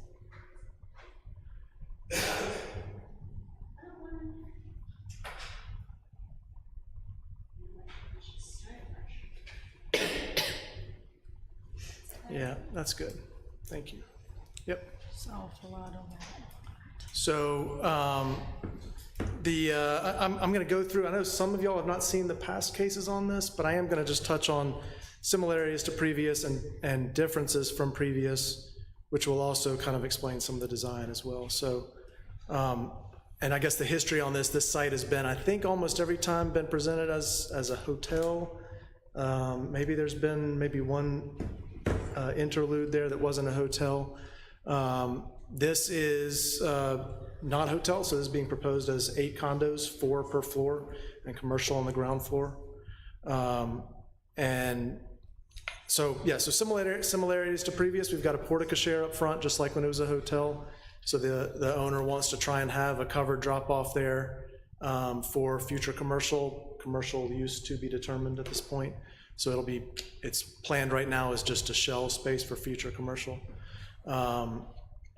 We've already met with planning and engineering to talk about having that drop-off, and they've indicated that as long as we get the details right, we can have that drop-off again, tucking up under the building there. Like before, it's 3 stories, very similar height. Commercial on the ground floor. There was a hotel before. It still is a commercial use on the ground floor. Now it's going to be commercial again.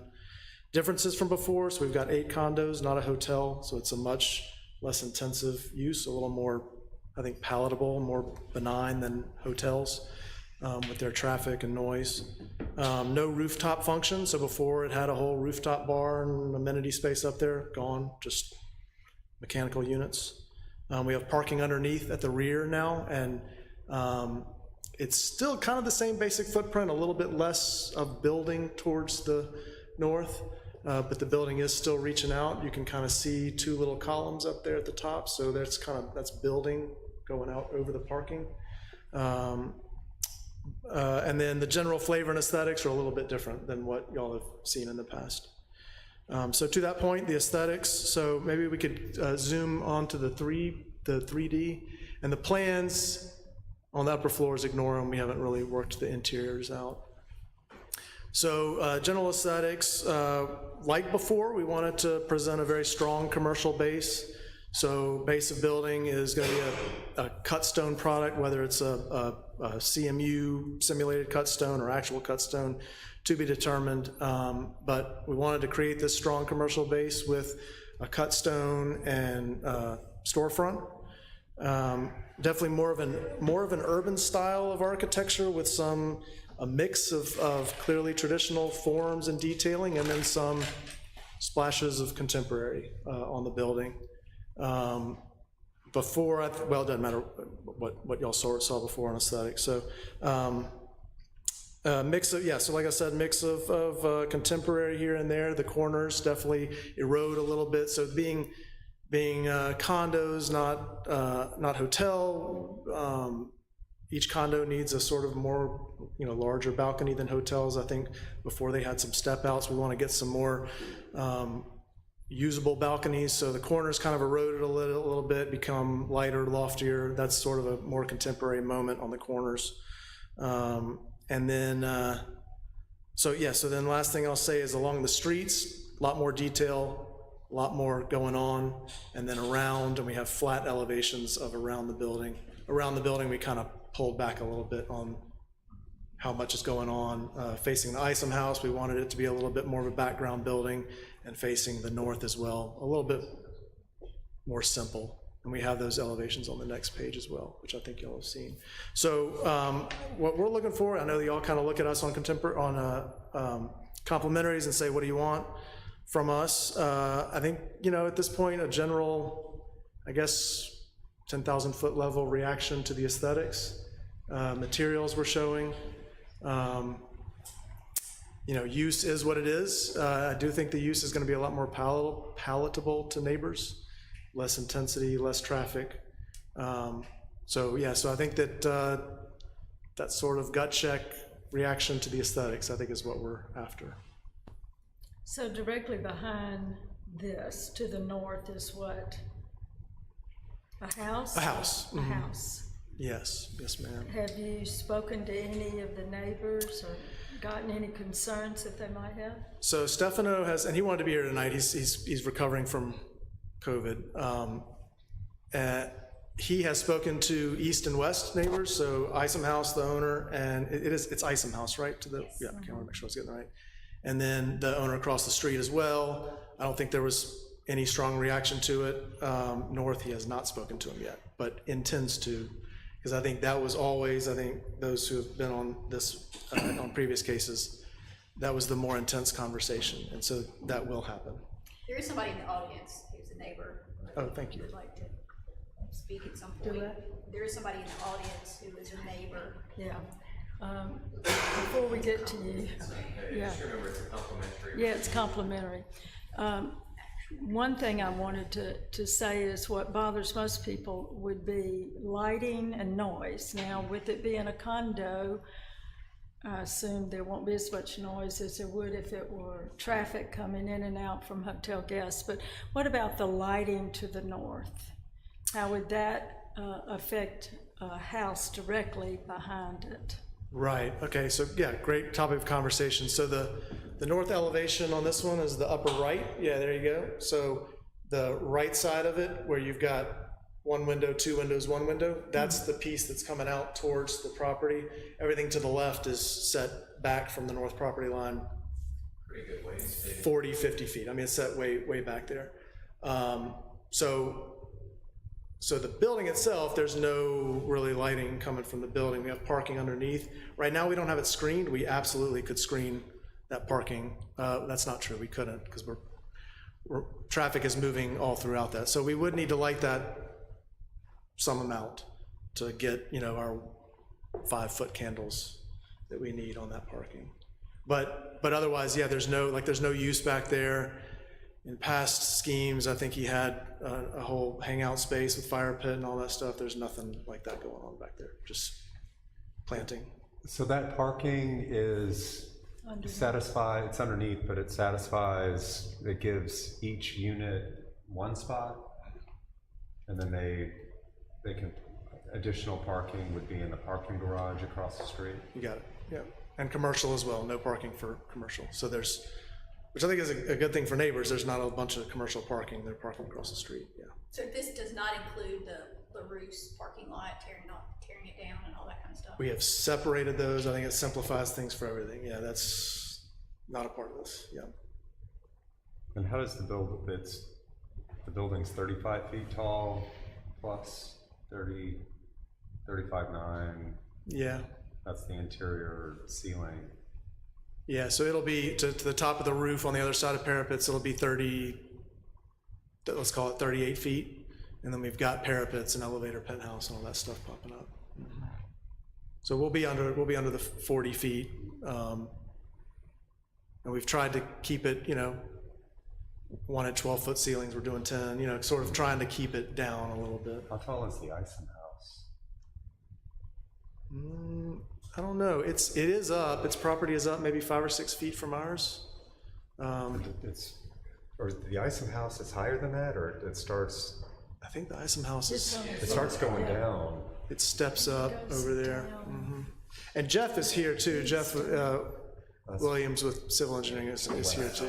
It's lower than our property. There's a driveway and there's a slope and there's. Okay. You can see it. You can almost see a little berm back At the there. front, it's a level, but towards the back, there's. Yeah, because the Isom house is taller. My guess is that this will be as tall as the ridge of the Isom house, plus or minus. I mean, sort of, from the street. I can't see the illustration, but I have a question about the north side of the building. Are there loading docks or anything like that for the commercial inhabitants of the first floor? No, Jack, this is, front door service. I mean, we may get some back doors under there, but no, it's no loading dock. It's going to be front door. Don't tell planning staff, front door service to the commercial space. No loading docks or anything. Okay, good, thanks. So rollout bins for the residences and use of the city trash, I believe, is the plan for now, for commercial space.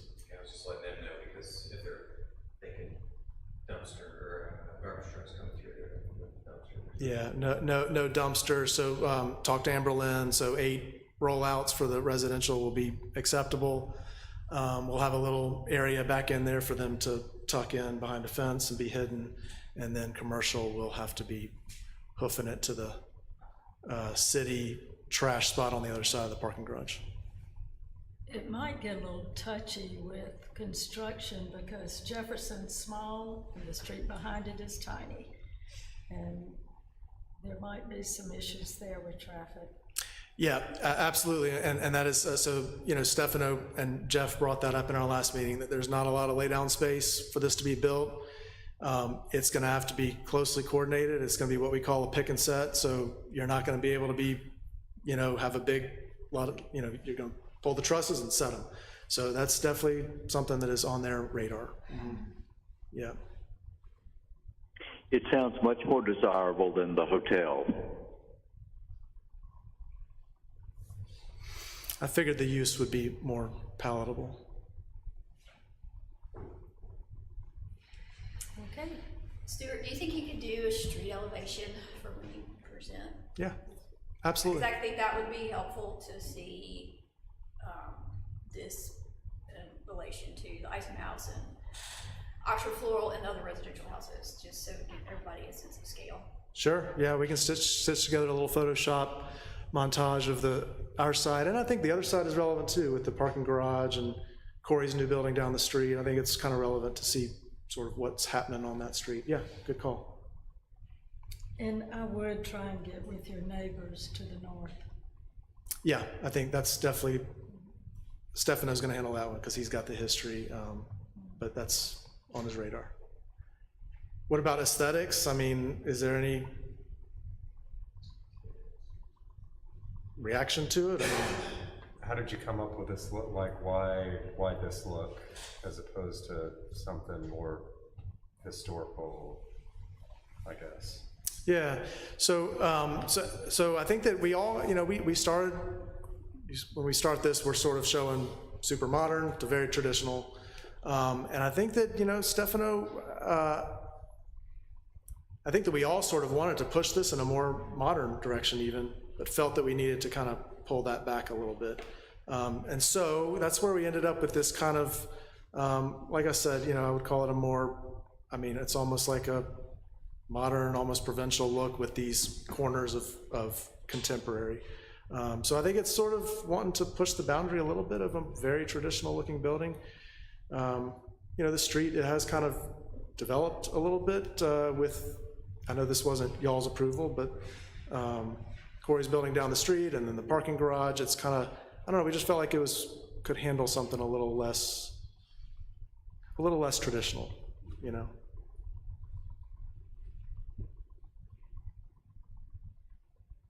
Anybody have any questions for Stuart? Do you have any specific questions for them? I really don't. I mean, that's, you know, I think sort of general reaction to architecture is what we're after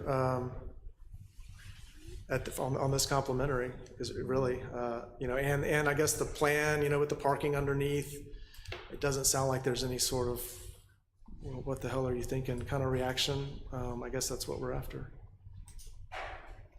Okay. Yeah, I mean, I could see that, like, with 8 cars, like, right next to the house on the north, it seems like, I don't know where else to put the parking, but. Yeah. Yeah, we do have a 25-foot buffer. That's a good point. So if we go to the site plan, one more. Now the parking is going to be 8 feet off. The building is 25 feet off, and then there's that strip you can sort of see between the far line and the parking, and I think that's going to be planted like crazy is the proposal. And I think that that's what he had arrived at before on the previous schemes, is plant up with arborvitae, you know, just sort of really plant a solid hedge there to screen it. You might contemplate some sort of planter wall, like to get a little bit above the, you know, like car lines. Mm-hmm. So I'm saying people going in and park lunch out into the house that's next door, at least get something that will help achieve some height. Yeah. Early on. Yeah. He's already just above elevation wise, maybe a 1.5, 2 feet above. Yeah, at the very least a fence. I mean, I think that's Stefano and the owner are gonna get into discussions on that, absolutely.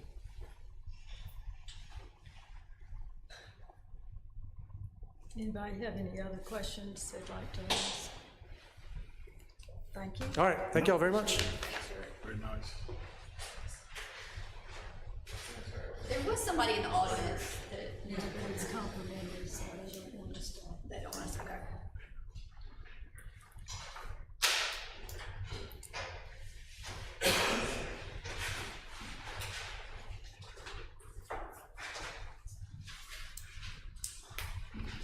Okay, our next complimentary review concerns 803 University Avenue.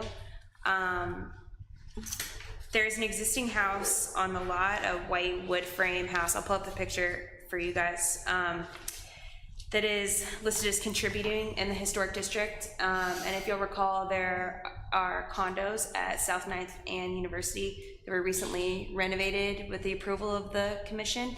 And the applicant, it's the same applicant who redid those condos, has purchased this house and is proposing to place 2 houses on the land in between the existing frame house and the newly renovated condos. So the applicant is seeking feedback from the commission on that plan.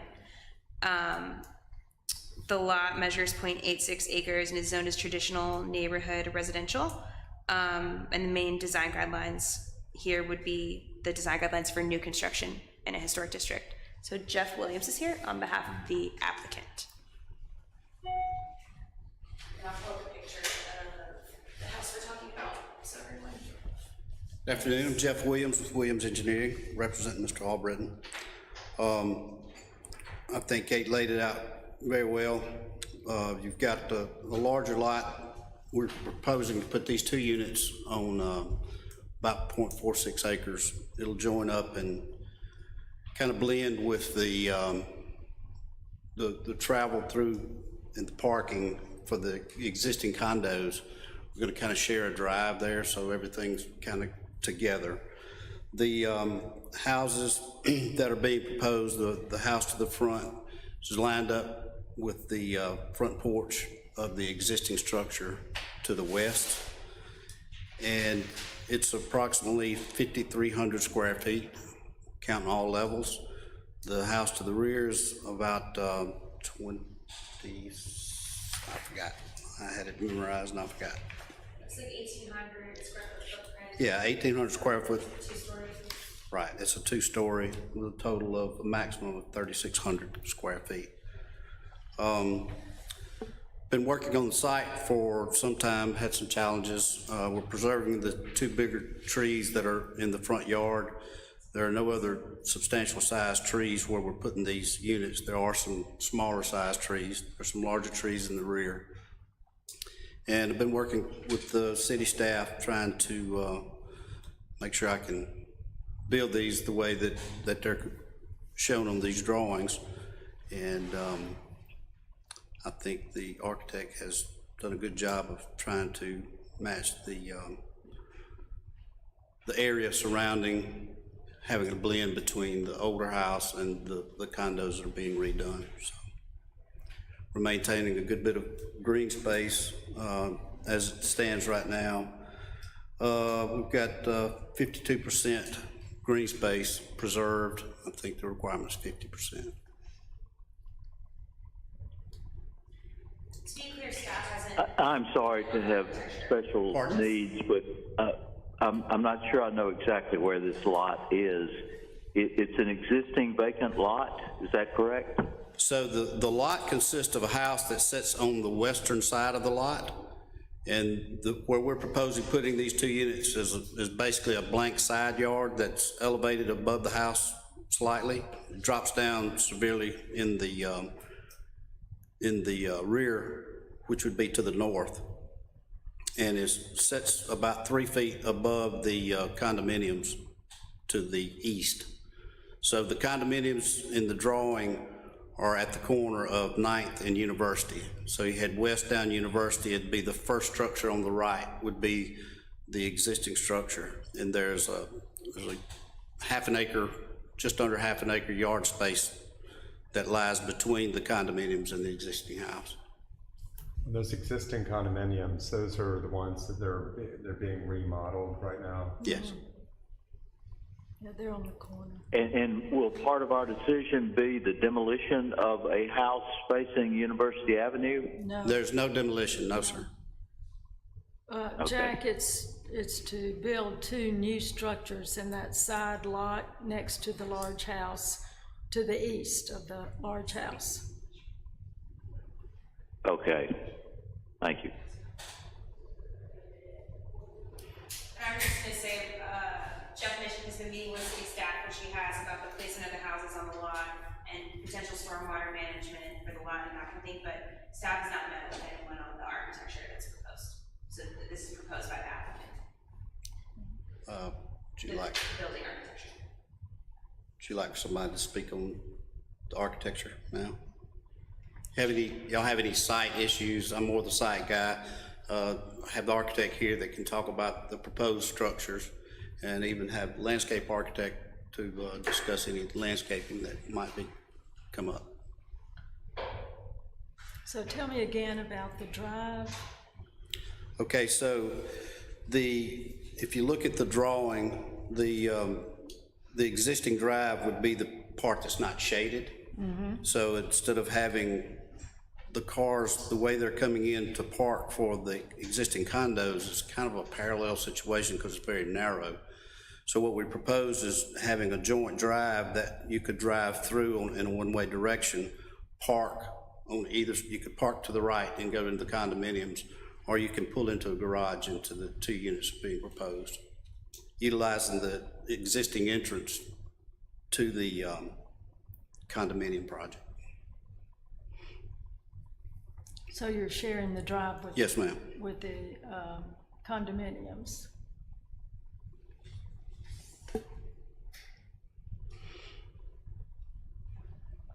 Are those parking spots shown on this layout, are they existing now for the? The area is there, but they're not striped that way because they wouldn't be able to back out because of the retaining wall right there. So you're adding parking for them or driveway for them? I'm giving them a better opportunity to have parking places rather than be parallel parked and blocked in. So is this gonna be one big condo association that is? No. No. These are two, is it separate ownerships now, or? No, it's the same owner. Same owner, okay. So the 2 new buildings would be their own condo? Yes. So the drive is one way in and one way out? Yes, ma'am. And the front unit's utilizing the existing drive that goes there now to have one parking place in the front for visitor. So you come in on University and you exit on, is it 10th?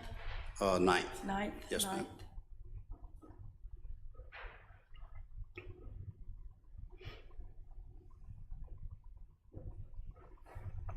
And what did you tell me about the oak trees in the front? There's 2 large trees. I don't think I have the drawing depicted those. Yeah, the green circles that you see, those will be preserved. There'll be no grading around those. Okay.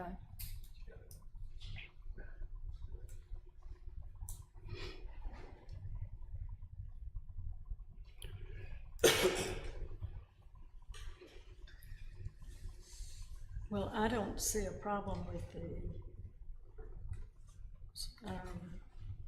landscape as you've shown it to us. Yeah, the landscape plan, I'm sorry, excuse me, that was submitted was very broad ranged, and so the landscape architect's here if you have any questions about any specifics that may be proposed. As long as it keeps those 2 oak trees, I'm okay. That was,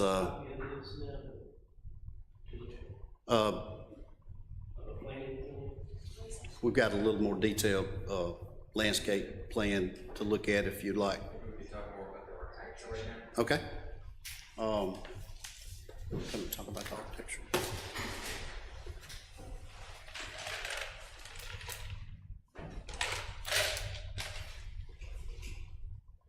So is this the front house? Yes, cool, okay, yes. Hello. So basically, I was charged with trying to fill this footprint and do a maximum square footage to get 5 bedrooms into this house. And I felt the best style was an American colonial style home. And that is what we have ended up here with the front of the house with the gable roof.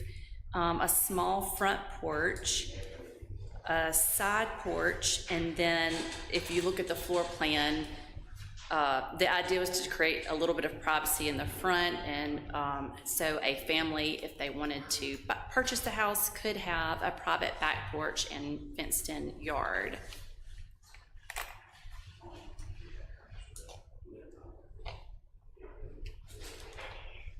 I'm asking the staff and commissioners, does the scale and front facade size of this house, it sounds awfully big, does it conform to the rhythm of the houses in that area? How does it compare to the Gilby house? That's a great question. I don't have the height of that house. No, and you know, simply said, it just sounds like a huge house. Does it seem outsized for the neighborhood? So the height would be pretty similar to the house next door. They're both two-story homes. I would have to do some work to get the height of that house, but we could get it for the next meeting. Okay.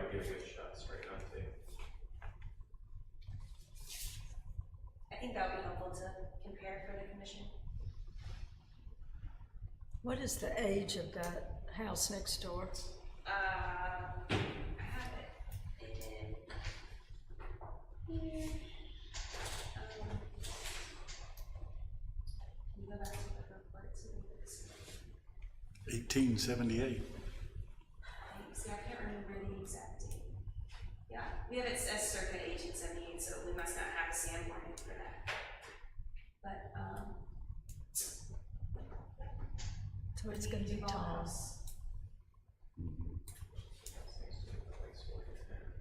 It's a neat house. right, that is quite a large house at the university in South Knife intersection. But then directly across the street is Glen Story, and the condos are Glen Story. But tucked in over the spot, that would be, I mean, what appears to be. Never dreamed of having But that would be. to do that.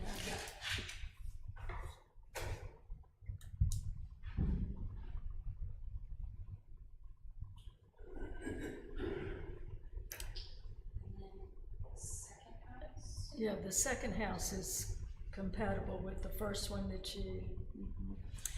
It is shorter than the first house. I wanted to keep it as far as the height, so that you couldn't necessarily see it from University. This one, let's see here. And it's the smaller of the two, correct? It is smaller. It is, the heated and cooled for the second house is about 3,600, and under roof about 4,700. And it also has a small front porch and then a back porch that opens up to what we're trying to create as a private backyard.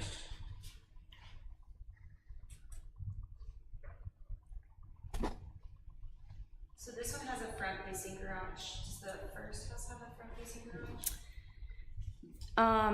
No, it is on the side elevation. It would be the, okay, yeah. But those two garages do face the same direction. I see.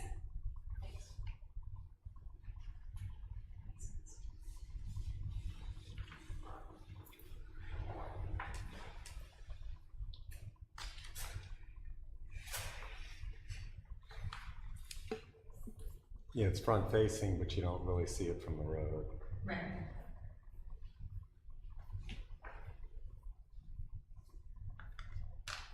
Are there any questions or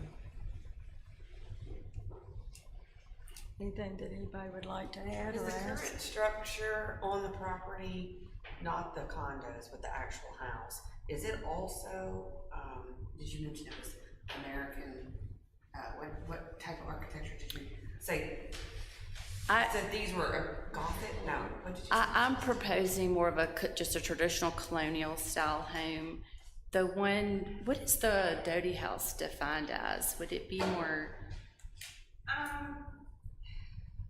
You know, I guess you can call it colonial or Okay. Similar materials, we would still use a lap siding with a brick base. Combination of double hung and casement windows, traditional dormers with a pediment, and a gable roof throughout. Traditional. Mhm. It has some Italian elements to the window. Yeah, I was thinking that. Sorry, I was thinking of a different. I was thinking that It's one more did. Italian, Okay, there it is. Since it's from the 1870s, I would call it Italian. Yes, it has a few of those details around the But the windows. skylights are kind of what you would see in a colonial rival style house, but it's definitely more Italian. My bad. I was thinking of a different house. So it's a different architectural style from which is fine. What you're proposing, yeah. There's a house across the street that seems like it's the same style as what you're proposing, next to the Baptist church. The greenhouse. I was thinking the gray house, the one-story gray house, was that which one? One street over. Yeah, the Mina's house. No, I was thinking, I was a street over. Are you referring to the white one with the colossal columns with the pediment? No, I was thinking of It's the right house next to that's that next to one. the Baptist church, so it would be behind. I'm thinking of something else. I know where you're talking. Yeah, It's on, concrete block. it's on Van Buren. Van right. Buren.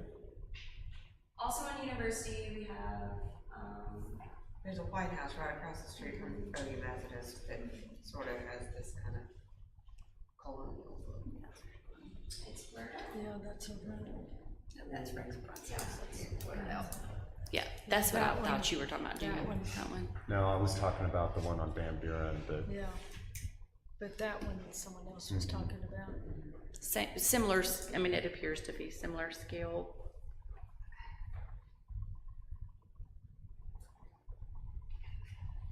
so if anyone has feedback on the proposed designs, I think now would be the time. I mean, obviously, it sounds like they want more information on the massing compared to the existing house. I guess, will the driveway look really big? Will it seem like there's a lot of concrete right there because you really have two driveways butting up to each other? It's actually the same size. We're just going up the hill in and then widening it out when you get. So coming off the streets, you'll have the same look until you get, 15 or 20 feet up and then you'll make a turn. So where it's shaded, that's new concrete, and where it's the existing, Yes.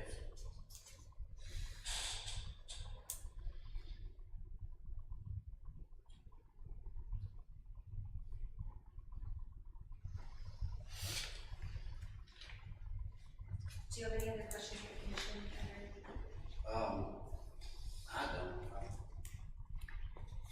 We just wanted to make sure there weren't any red flags as far as the style and the detailing before we came back for the final review. What I'm seeing on the materials is the painted brick. Generally, the commission has approved it for new construction, but, you know, the guidelines, according to the guidelines, it would be unpainted brick would be more appropriate. I'm actually glad you said that. Would a whitewashed brick, red brick, be in that more of a natural? You know, we haven't had a proposal for new construction, but are you talking where you would see the red brick through? Yeah, we haven't ever had that come through, so. Okay. Didn't we have something similar to that one year with the Lorenzo house with the sidewalk or something? I'm sorry, I couldn't The hear you. Lorenzo house with the sidewalk or something, didn't we have some kind of whitewash issue there That might predate me. several years ago? I don't know. is that the White Wood House? Sorry, I missed it. The Lorenzo? the Lorenzo, the outside, the sidewalk or wall or something, did we talk about whitewashing that at one point, the brick? It's not really the golf league.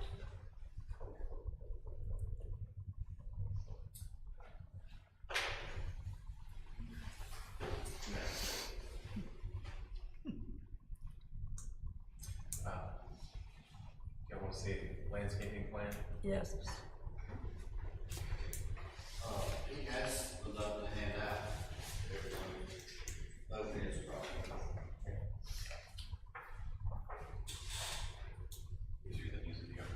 Thank you.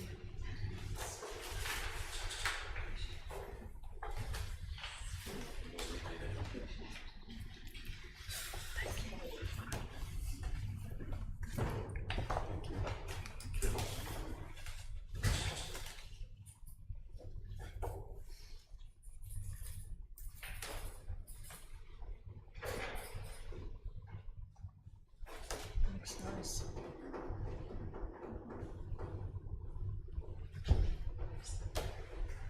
The landscaping looks so good, you may have to add some to the white ones.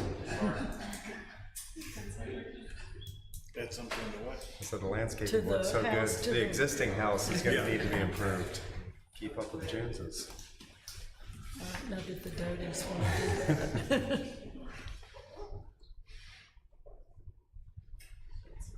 No, this looks very nice. Jack, you're gonna have to miss the landscaping plan, I'm sorry. I handed out papers.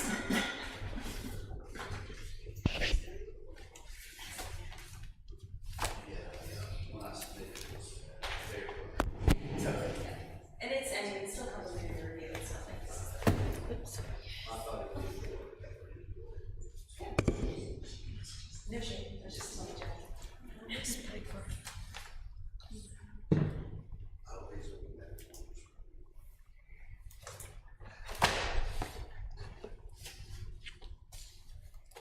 Does anybody have anything they'd like to add about the landscaping other than it looks wonderful?